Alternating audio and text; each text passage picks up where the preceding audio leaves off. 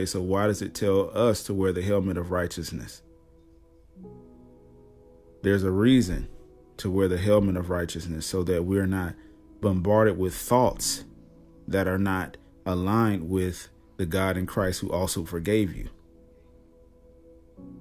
So what has to happen here in these situations where we're watching people fight, we're watching people, especially in the church, what ends up happening is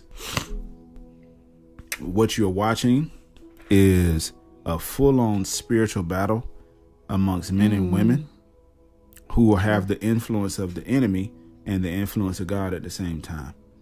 And if you're wise enough, then you understand that all you're seeing is the same battles that happen in heaven.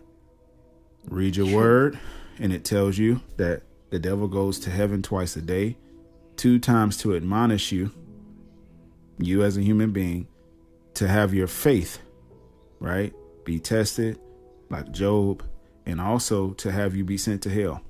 It's Jesus who's the great mediator, who basically vows for your life and says, I love them, give them another chance, because I'm telling you, it says the God in Christ.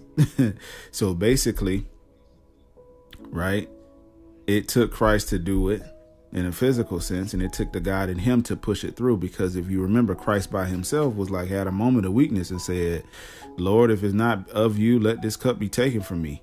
I don't want to go up here and take this beating and all of this stuff that's about to happen. But he says, when God didn't speak back, he said, Father, let thy will be done. That's it. So when it comes down to it, like, all right, I'm listening to the situation. Cool. You want to go up there and you want to stand bold with the Lord? Well, you better be ready for demons to also stand bold with their Lord. They're going to do the same. It just depends on, are you really ready, spiritually mature enough to look a demonic spirit in the face and tell it where to go? You know, wow. Are you ready to stand in that authority? Because a demonic spirit will be demonstrative to you the same way, and it will be louder than you, and it will raise up at you most of the time. Why? Because it knows it's a defeated foe, and it knows that if it can scare you in your human sense, then it can get you off your pedestal as far as the person who is calling on Christ to come into this situation right now.